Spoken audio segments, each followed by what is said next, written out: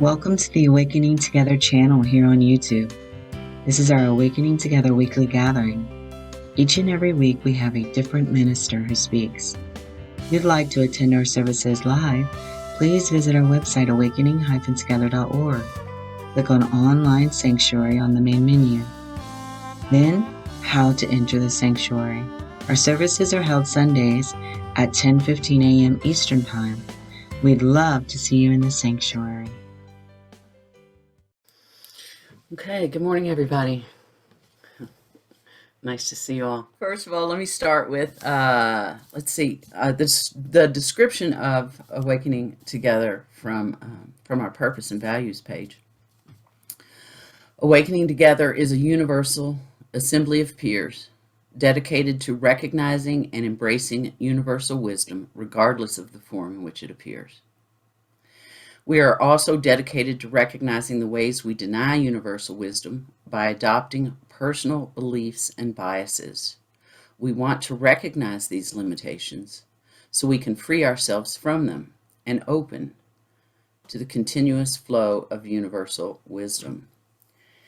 Our statement of purpose is the following. We are an assembly of equals joined in common purpose, awakening to one true self. Within an appearance of many faiths, many cultures, and many symbols, we seek to discern one truth and to rest in its embrace. And then, we have 5 core values. I'm sure you know that. When we speak on Sunday morning, we pick one of the values that most closely aligns with the message. And I have chosen core value number 5. We accept all forms as temporary appearances, permitted through enduring awareness of self. We live this value by honoring all appearances and all experiences while continually reflecting on changeless truth. See around the cat. This is a good sign when I get peaceful. Drop into my heart, the cat comes around. She wants to be part of it. So, all right, go on. Okay. Now we'll take a moment for prayer. If you'll join me, please.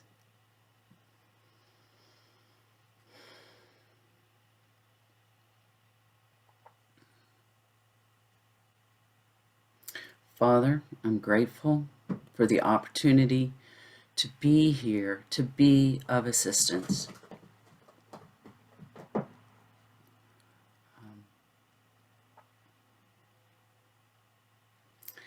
I pray that I am able to convey what is meant to be conveyed here this morning. To share a message that we can all join in.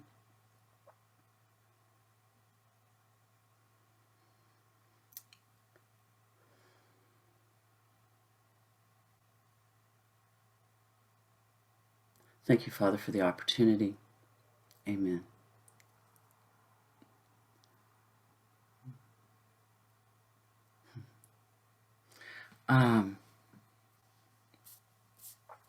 Shiryl Kaplan is going to read for us this morning. She's going to read from Jan Frazier's book, The Freedom of Being, and she's reading excerpts from chapter 6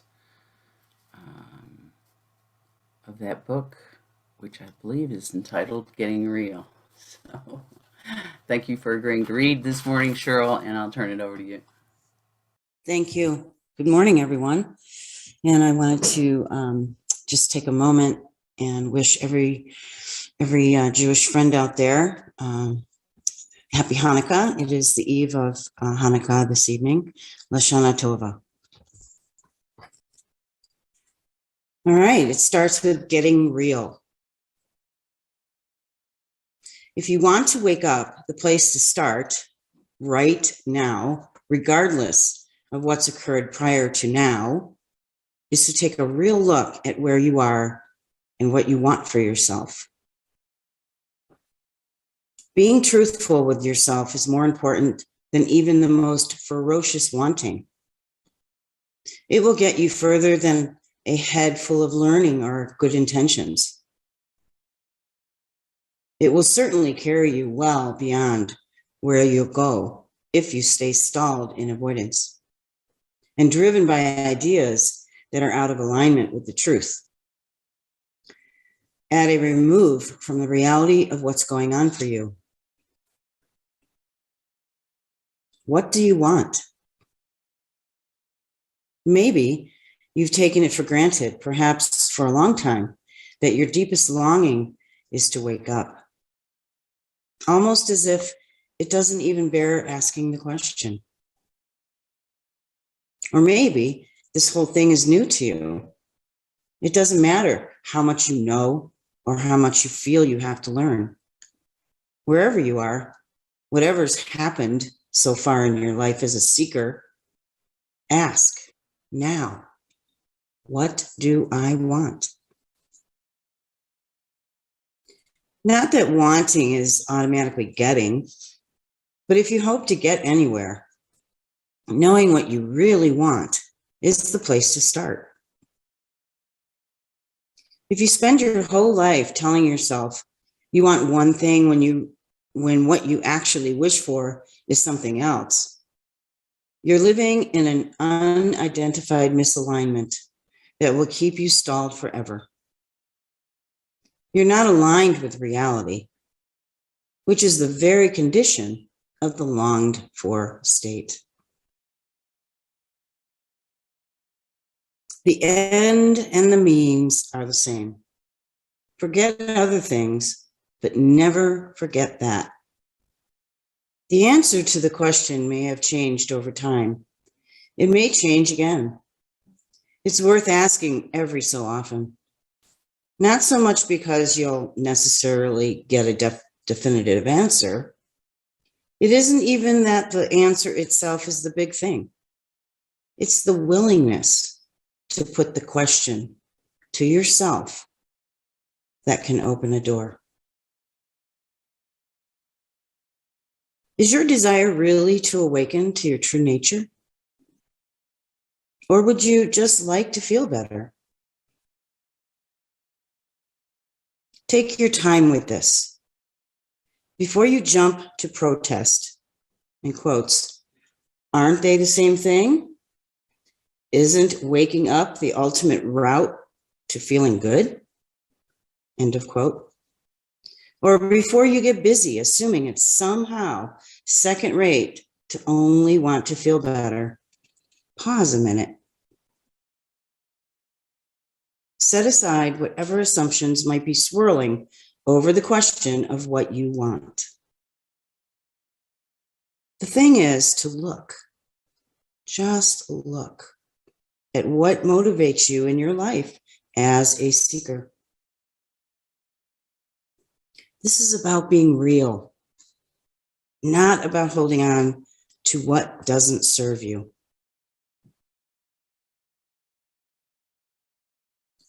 Whether what motivates you is the desire to know your true nature or the modest wish to simply hurt less, to enjoy life more, whatever it is, you're better off being truthful about it. Being real will relieve you of some inner conflict between what you believe you want and what you're actually doing, between what you should work toward and what you actually want. The relief of acknowledging the truth will enable you to see more clearly, and it will equip you, as nothing else can, to make actual progress. Looking into the question of where you want to be is related to seeing where you are. The invitation is to take a closer-eyed look, which involves courage and, above all, a willingness to forgo self-judgment. There's no right answer to these questions. Where am I? Where do I want to be? Whether you want to be done with belief in your familiar self, or just have a more content life, your ability to proceed with openness begins with the letting go of all the preconceived notions, including what you've always supposed to be true to yourself. Where are you? You may think you're close to waking up. This could be true. It could also be true that you are a million miles away, that there's so much between you and it that you have no idea at all what's in the way of realization. You may think you're a million miles away, yet you're actually very close. You may suppose you've come a long way, or that because you have powerful meditation experiences, you must be close to dropping all illusion. Whatever you think, chances are pretty good your own assessment is off the mark. The mind is constitutionally limited in its ability to know much of anything in this business. Over-reliance on the thinker, which thinks it can know things like where you are, is part of what awakening dissolves. Still, it's helpful to put the question to yourself, if only so you don't get settled in an assumption that's subject to change. If you go around committed to the idea that you want to be done with illusion, ask yourself this: if I want so much to wake up, why hasn't it happened? What's in the way? And not that you might come up with the right answer. Still, the willingness to second guess yourself can till the soil, continuing insight. And if you're ready to wake up, it will happen. Nothing will be able to prevent it. And if you're not, more needs to happen. Are you stuck? Have you been in the same place for a long time? Maybe comfortably so. Perhaps telling yourself you've gotten as far as you can. Maybe you're maddened by being stuck because you have no idea what the problem is or how to keep moving. Simply being willing to acknowledge that you're in a stall can help get you moving again. It nudges you to get a little more real, to see deeper into yourself. You can be only where you are. Seeing that is the beginning of moving on. Is waking up what you truly want? Are you willing to stop identifying with the person you've been for decades? Or do you want to keep yourself intact, hoping to wake up anyhow? And do you want liberation above all other things? Instead of other things, are you willing to do whatever it takes? Do you want this the way of a drowning person wants a drink of air? Is your hunger to know the truth the primary driving force in your life? Or do you enjoy the highs and lows, the energy of striving, the excitement of desire and acquisition? Do you see loss and suffering as the price that must be paid for the heights of joy? Do you see the prospect of awakening as the fix for your problems? If your biggest problem were solved, would you still want to wake up? How do you believe awakening would change your life? Do you imagine you'd be constantly blissful at a remove from reality? Do you experience regular life as being in conflict with spirituality? Do you use spiritual ideas or practices to avoid challenges in your life? Do you identify with your spiritual practice, attainment, beliefs? Do you cultivate spiritual behavior? Do you avoid difficult feelings? Are you intent on self-improvement? How seriously do you take yourself, your egoic self? There's nothing wrong with wanting to minimize the rough spots in life. Just don't confuse that with wanting to be done with the whole thing. It's okay not to want to wake up. Better to be real than to torment yourself with wanting and failing to awaken, when that isn't actually what's alive in you as you experience life. Don't confuse waking up with making welcome improvements in your mental or physical health or your circumstances. All of these are worthwhile. They just aren't necessarily about awakening. Most efforts to improve life have to do, in one way or another, with enhancing the familiar self. They're focused on healing, on feeling better about yourself, on taking steps toward more security or fulfillment.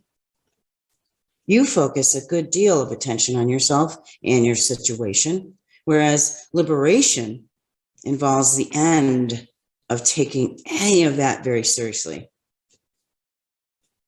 When you wake up, you stop believing in the substance of the very self you'd otherwise have been working hard to bolster. It would be absurd to think that one kind of effort would move you closer to the other outcome. Most people who say they long to awaken are not willing to lose themselves. And what they want to lose are their problems and their painful history and their present life's challenges and their guilt. They like to hold on to themselves, though, to retain their identity, their sense of accomplishment. They want to continue to enjoy the familiar sources of satisfaction. Most people, even though they may be tired of suffering, actually like themselves. They enjoy their personhood. They revel in their sense of continuity, their developing history, their perceived clarity about who they are and what they stand for. They truly believe they would miss themselves if they weren't there anymore. They want not to lose themselves, but to improve themselves.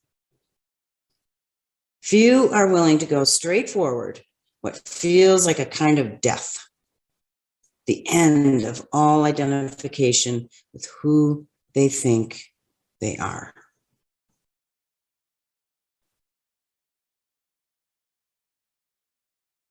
To be delivered to the truth of being, you must be willing to confront every barrier, every pretense, to avert your eyes from nothing, directing them toward whatever would obscure the truth.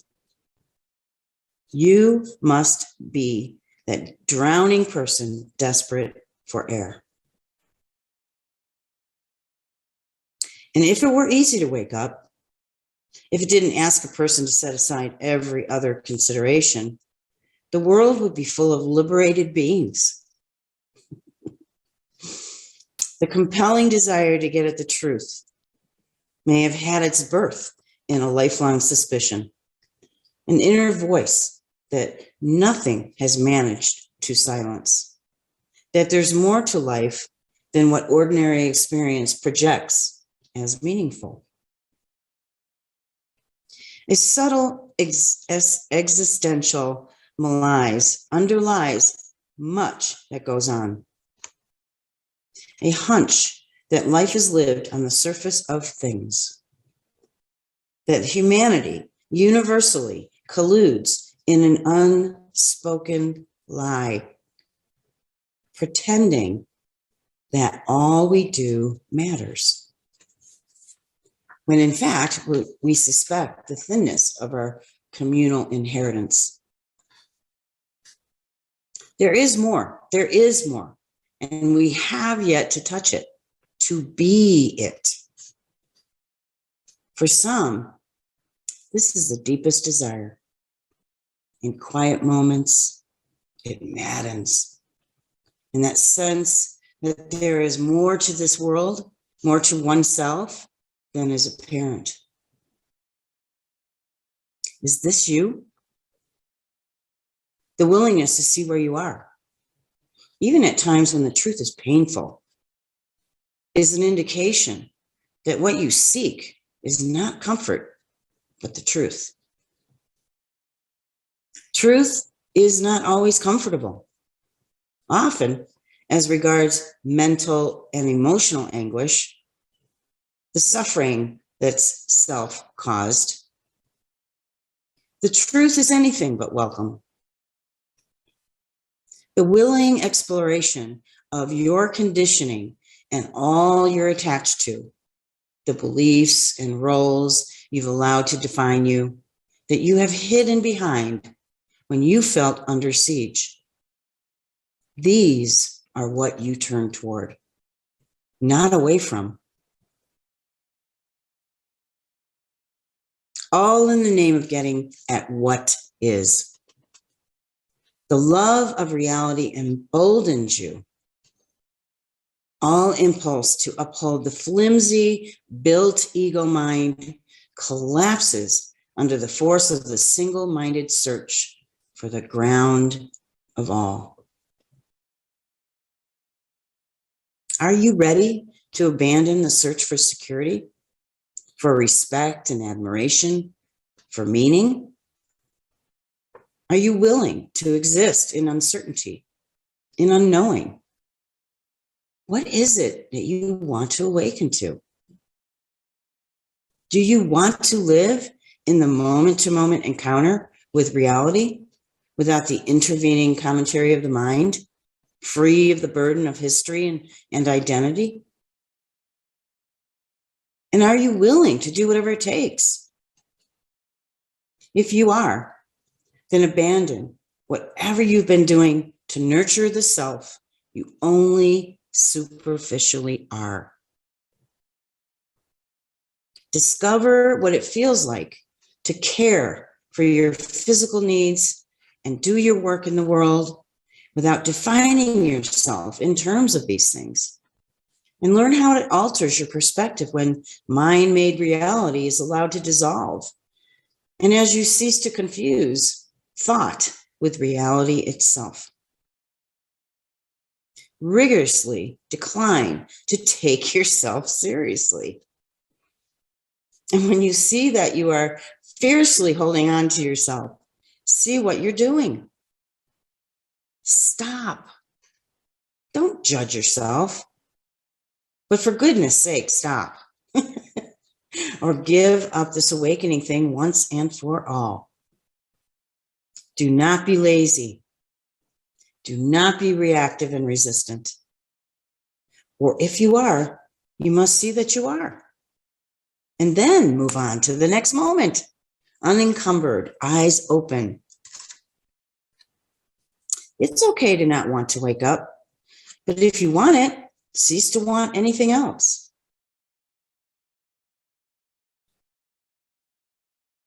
What's important is that you never knowingly allow a conflict within yourself, and that you rest always in the truth of what's real for you this moment. Keep an eye on any tendency to cling to a guiding principle, just because it seemed to make sense at one time. The less you hold, the more your hands are open to what's here. Unexpected, transformative. In every moment is the possibility for a new discovery, a radical undoing. Sometimes releasing the fiercely held object of waking up will be the very thing that drops you off the cliff. You never know, but it doesn't work to let go so that you'll awaken. Everything comes down to being present to this moment. This is awakeness. It's also how you prepare to awaken. And it's how you live in equanimity, whether or not you ever wake up. The more focused you are on the now, the more content you'll be. The point really is, after all, how do you experience this moment? When the present ceases to be lived as a means to an end, you'll be less obsessed with waking up. It also is true that present moment awareness is the best possible preparation for awakening. Okay, so we named this talk. Thanks, Sana, for spotlighting me again. We named this talk "Navigating Desire." It would just as easily been good. The words are going to come, I'm sure they will. To name it after the chapter that Shiryl just read from, which is Getting Real. So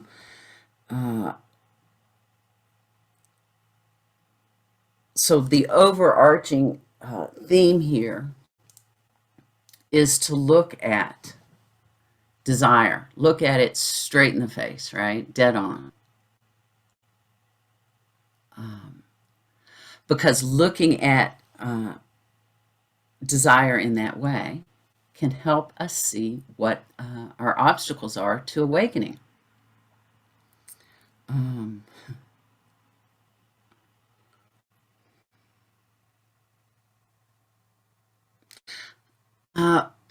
She talks in this chapter about not just taking it for granted that awakening is what I want. I mean, you know, maybe like hanging out with the people here. Maybe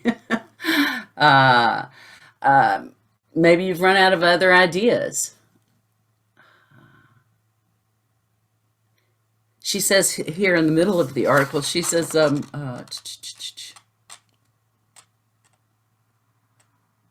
me see if I can find it.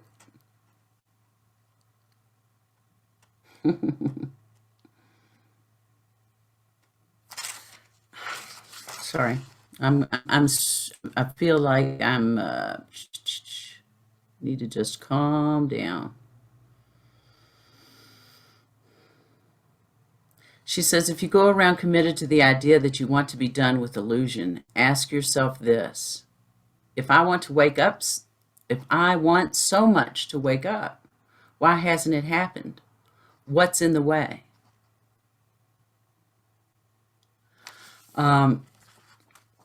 And I think if we look at the truth of what we're desiring, we can answer that question: what's in the way?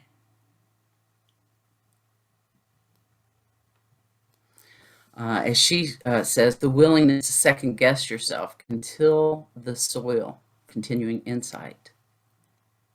If you're ready to wake up, it will happen. Nothing will be able to prevent it. If you're not, more needs to happen. So Regina spoke a couple of weeks ago, and she talked about hearing the message or listening to the message with ego, or listening with Holy Spirit or right mind. If we were to listen to this message to ego, we would hear, what the heck? You said you want to wake up. You haven't awakened. What's wrong with you? And that's not what this is about. So if that's what you heard in Shirl's reading, if that's what you hear in what I'm saying, I ask you to look again. This is an invitation to take stock, to see what's really going on. If you have a desire that If you have a desire to do something other than awakening, and you're telling yourself, I want awakening, I want awakening, I want awakening, you have an internal conflict. So why not step back and look directly at the desire? What is the desire that's motivating you?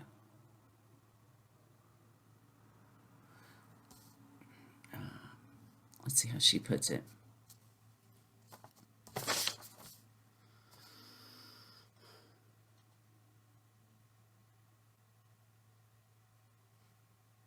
I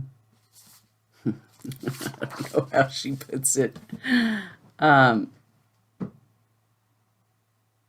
Simply being willing to acknowledge that you're in a stall can help get you moving again.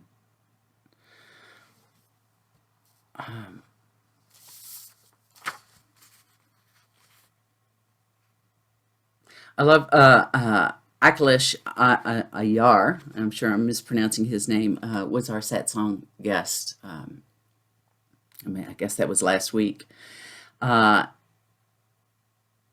He says one cannot effectively pursue the self if one earnestly desires something else and is unaware of that fact.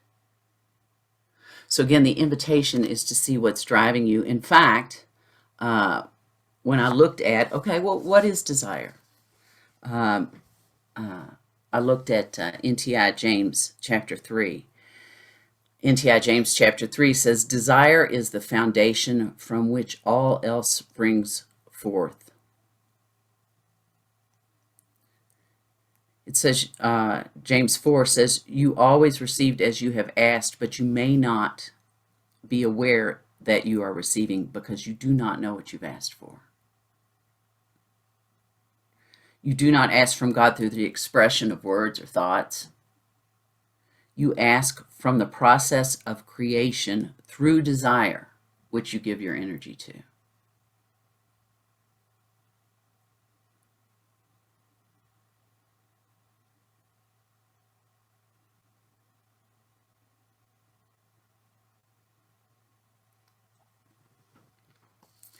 So desire can act as a clarifier.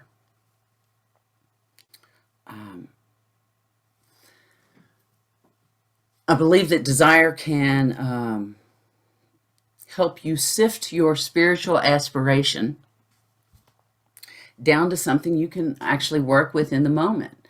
If my spiritual aspiration is, oh, I'm going to wake up, or I mean, even something that seems a little bit closer, my spiritual aspiration has been to always live up to my highest light. But the question is, does your spiritual aspiration guide you in the moment?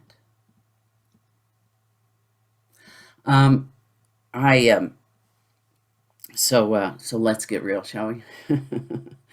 This topic is up for a number of reasons, and it's up because it's up, right? Thanks, Shauna, for posting the link to the satsang with Akhilesh. So I have been struggling with this desire. It's hard to pin it down to exactly what it is, but that's the whole point, right? It's helpful to look at what's actually going on. So it's this desire for relationship. I looked at that a little deeper, and what I found was that I had a desire to find the love, right? The love that would save me. That one, breathless love. And so as I looked at that with inner wisdom, what I found was I want to be in a relationship where I feel loved because I feel unlovable. Now,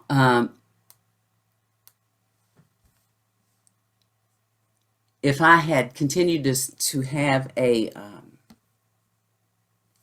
spiritual aspiration that was more amorphous, right? That was more, oh, I want to, I want to always live up to my highest light. I want to. I want enlightenment. But between me and that esoteric spiritual aspiration, this desire to have a relationship, this desire to be loved, is a barrier between me and this ultimate spiritual aspiration. I need something closer to deal with what I find when I look directly at that desire to be loved, at that desire to be in relationship. So if I, for example, if I see that I want to be in a relationship because I feel unlovable, I can narrow my spiritual aspiration to something that's more helpful. To, for example, I recognize the love that I am by extending love to everyone. As we know, our spiritual aspiration is intended to guide us in the present moment, in every moment.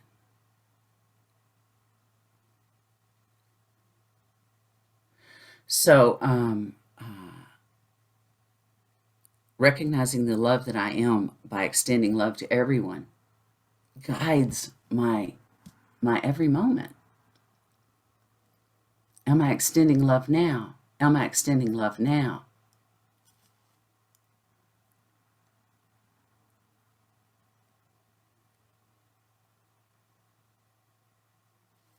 Or we might look at what we're desiring. An honest look at what we're desiring, again, without judgment, just as Jan told us. It's important to look without judgment. I might look and see, I want to be recognized as a great teacher, right? So if that desire is actually there, it's not very helpful to go, oh, just go away. No, I just want awakening. If it's actually there, I need to look at it. I need to look straight at it. Oh, I want to be recognized as a great teacher.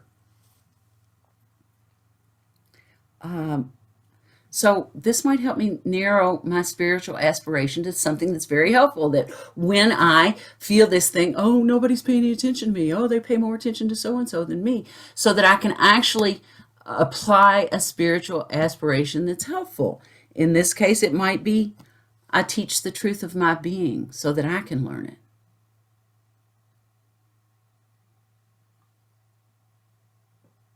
You know, I've been reading some from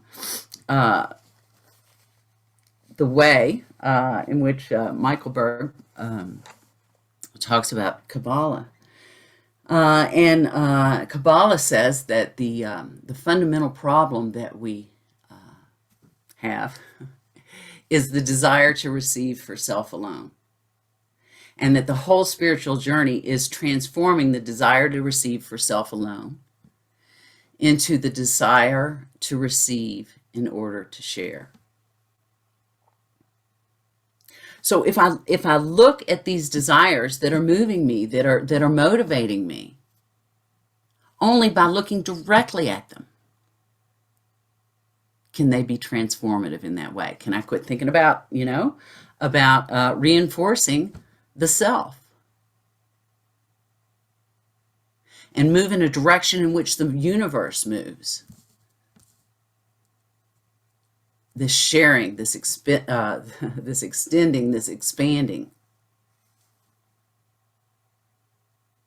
But I can't do that if I just, okay, no, I want to just, oh yeah, I want to help everybody, and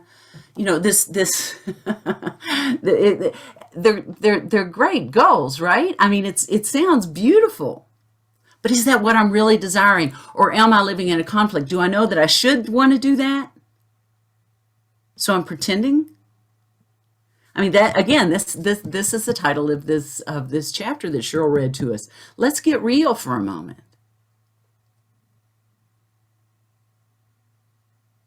And for that matter, why do I want awakening? Will I finally be good enough when I awaken?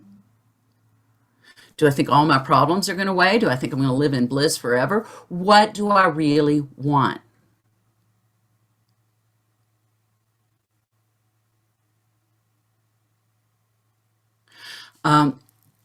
Remember, if we're pretending, it's okay. It's okay. It's really okay. It's really okay. I mean, some of us won't even let ourselves ask this question. What do I really want? If I really want awakening, well, then why am I not awakened? And it's okay. I think that when we look,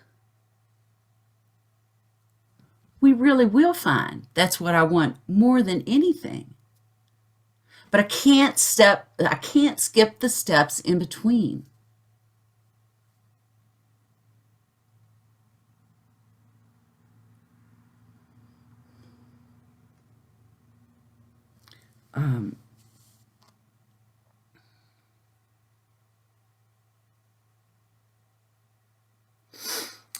NTI James 4 says, you need not do more than look at your false desire clearly to see that it's not your desire at all. If you don't look clearly, you may not find that out.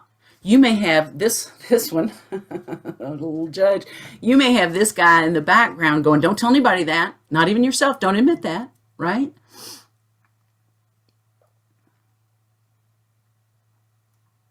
Here's what an awakened person looks like. Here's what they do. Here's how they think. And buddy, you ain't doing it. You are messing this up. That's what this guy's going to be saying in the background. If you don't get real about what's motivating you.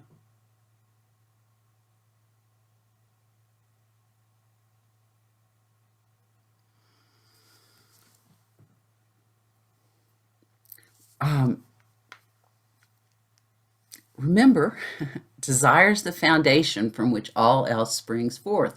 So if we just assume, I want this grand goal, I want to awaken, and we're not really examining what's going on, we're asking from creation, from the process of creation, through desire for something else.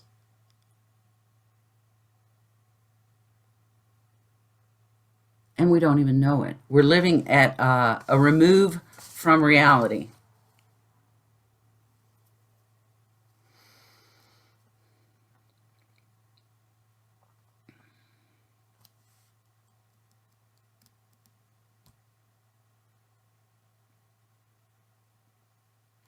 I would look down, hit the page here, and Jan talked about even just being stuck. You know, you might just feel like you've plateaued, right? I'm stuck, I'm here. Yeah, awakening, it's good, yeah, right? But what's really going on? Why are you stuck?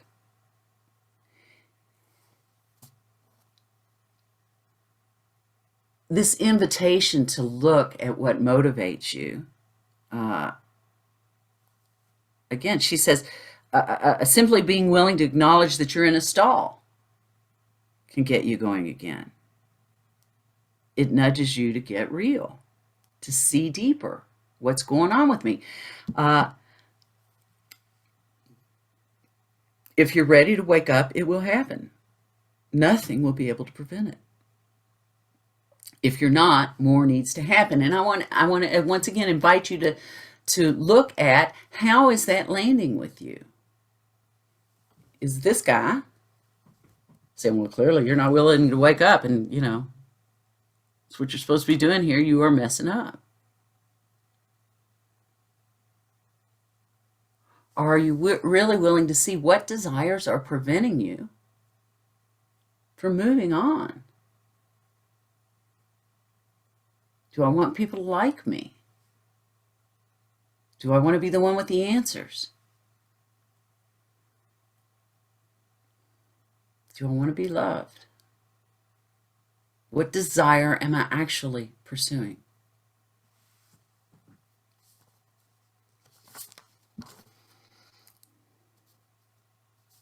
As Jan says, most efforts to improve life have to do in one way or another with enhancing the familiar self. Maybe I'm stuck there.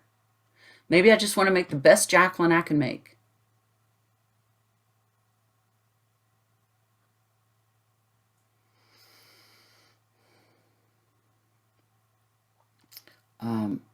She says, most people who say they long to awaken are not willing to lose themselves. They want to continue to enjoy the familiar sources of satisfaction. What has always brought me satisfaction? I'm going to continue doing that. Now I want to awake, but I know this is the tried and true, right? A loving relationship has always made me feel better. Maybe that's what I want. Look at that.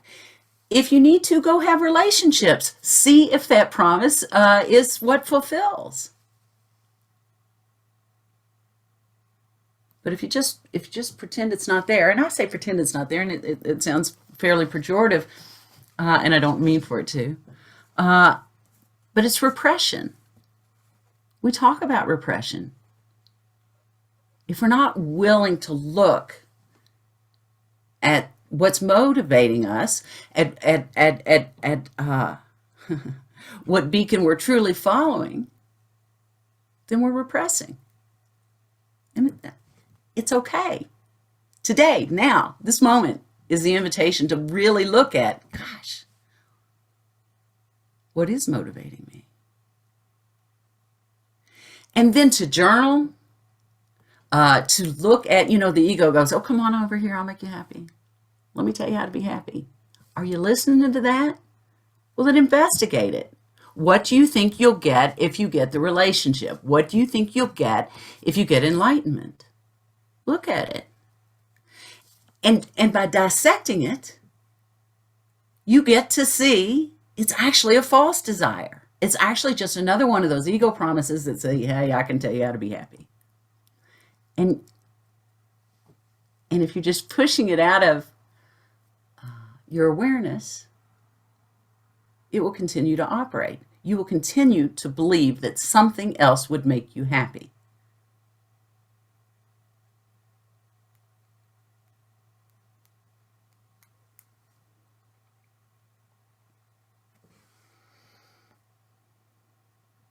To be delivered to the truth of being, you must be willing to confront every barrier, every pretense, to avert your eyes from nothing, directing them toward whatever would obscure the truth.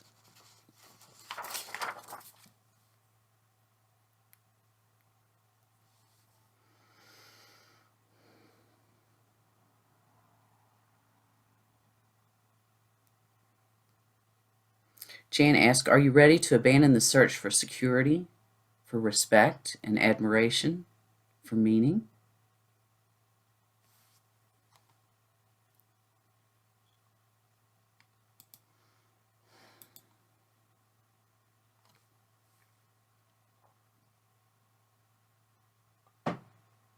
Are you willing to do whatever it takes? If you are, then abandon whatever you've been doing to nurture the self that you superficially are. Because those are the two choices, aren't they?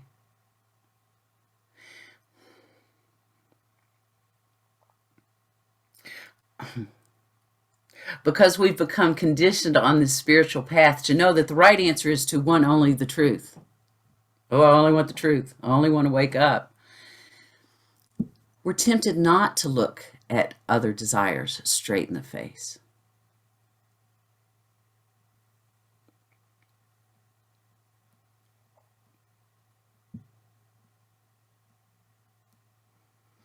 She says, when you see that you're fiercely holding on to yourself, see what you're doing. Just see it. Stop. Don't judge yourself, but for goodness sake, stop. Or, she says, give up this awakening thing once and for all. And again, that makes it sound like, okay, you've been sent to the principal's office. If you're not going to sit here and learn, then you need to, right? But don't hear it that way. Hear it as an invitation. It's okay not to want to wake up. And frankly, it is. I mean, frankly, it's okay not to want to wake up.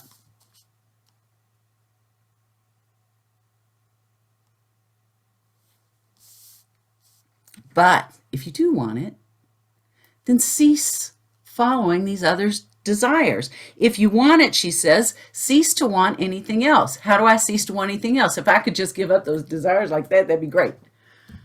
But I can't unless I look them dead on. Unless I look at a desire and say, what do I think this is going to get me? What will this bring me? How will this change my life? I have to be willing to be with it.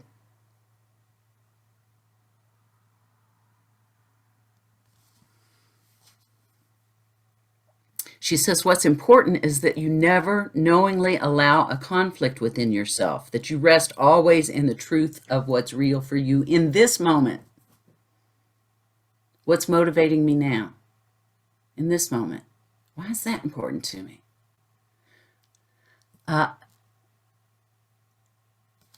It's an open doorway. This is a portal to looking directly at these obstacles that seemingly stand in the way.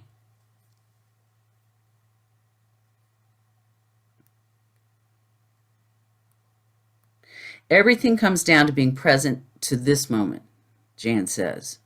When the present ceases to be lived as a means to an end, you'll be less obsessed with waking up. You'll actually have your eye on the prize without being fooled by it. You know, the glitter of it. Oh, awakening, right?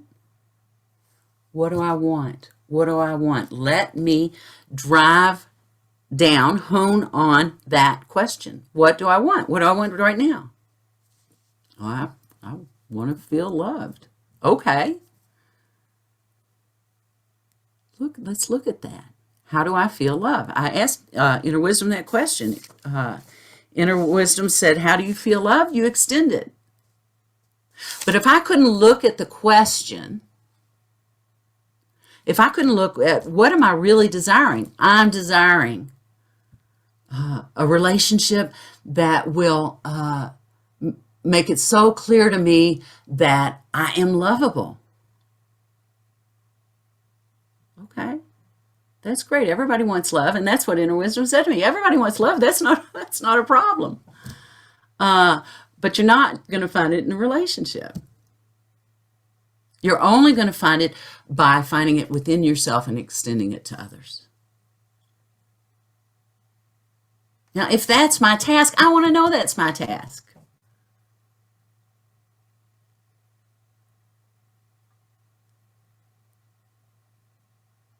Again, it's an opportunity. Let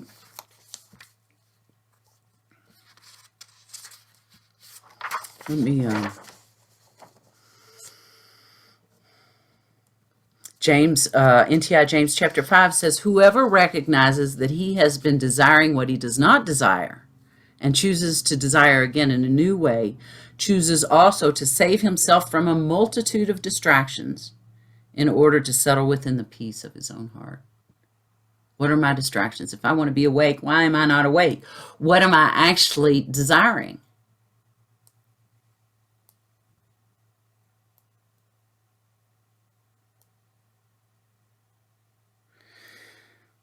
Honesty is the willingness to shine the light of awareness on all pursuits which are not consistent with my aspiration. So just look at the motivation. Why do you do what you do? There's absolutely no cause for judgment. This is an opportunity to be aware of the motivation you're following and explore that. If something other than your spiritual aspiration is your guide, why is that? Being aware of conflicting motivation is not a cause for sadness, but for rejoicing. Rejoice that you have uncovered a barrier and explore it in every way and any way you can to determine what it is you want and why. There's no wrong answer. We're simply looking. So by looking, we rob the ego of its self-preservation strategy, right? Because if it's back there whispering, well, we want this, right? and you're listening, you're preserving ego. If it's back there going, we want this and we shouldn't, therefore we're bad, you're preserving the ego. So you got to look. Again, as James said, when you look, I think you're going to see your true desire.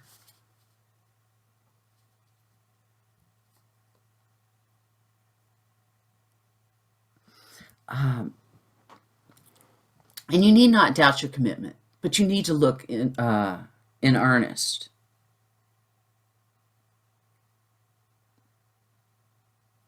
You need to notice when the mind is arguing that something else will give you happiness.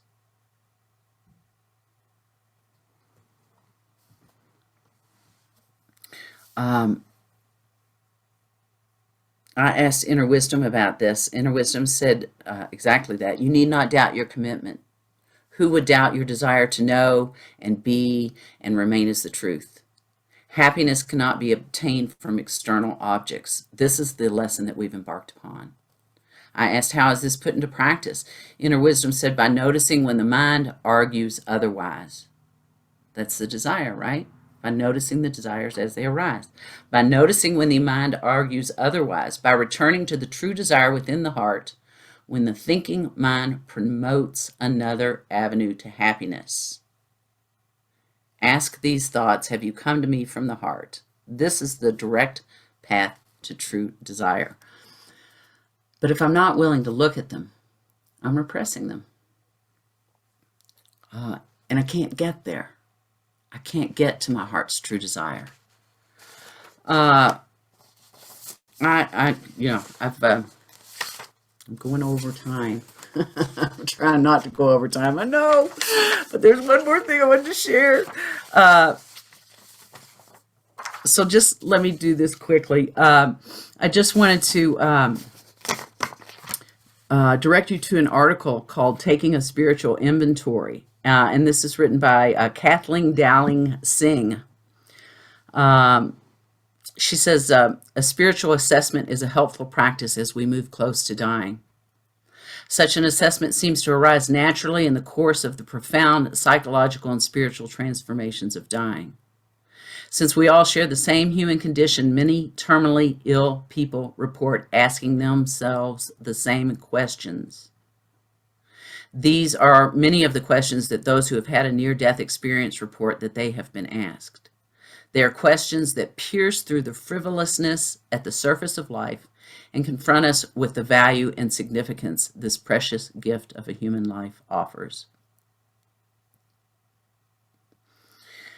And then she gives us a list of questions.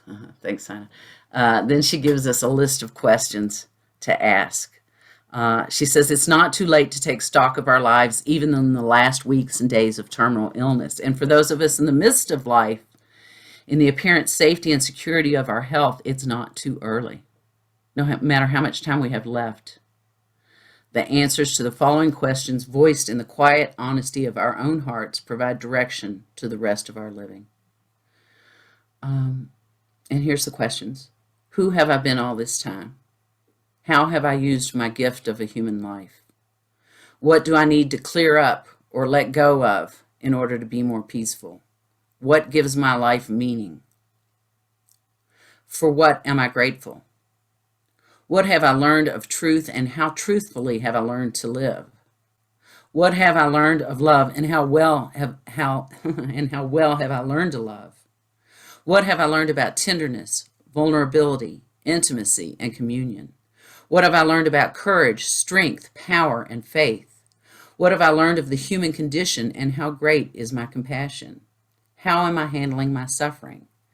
How can I best share what I've learned? Yeah, I can. I'll get that here in just a second, Tony, and give you the link to that article. But again, seeing these desires is an invitation to take this kind of inventory. Don't be afraid of it.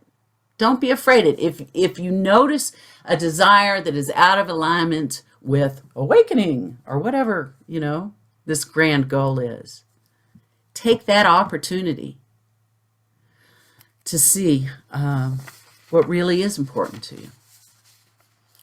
The name of the book is The Freedom of Being at Ease with What Is by Jan Frazier. The name of the article is Taking a Spiritual Inventory by Kathleen Dowling Singh, and I'll go get that in a moment.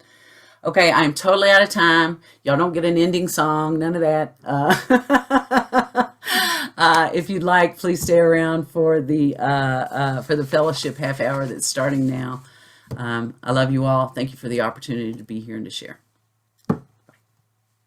You've been watching our online gathering. It happens weekly on Sundays at 10:15 a.m. Eastern Time. To join us live in the sanctuary, visit our website, awakening-together.org. You'll want to click on Online Sanctuary in the main menu, and then in the drop-down menu, look for How to Enter the Sanctuary. Right there at the top of the page is a clickable link. We'd love to see you in the sanctuary and join with you in fellowship. Thank you again for watching. Also, please know that if you'd like to stay connected via the Awakening Together channel here on YouTube, you can subscribe and hit the bell for more notifications. We hope to see you in the sanctuary.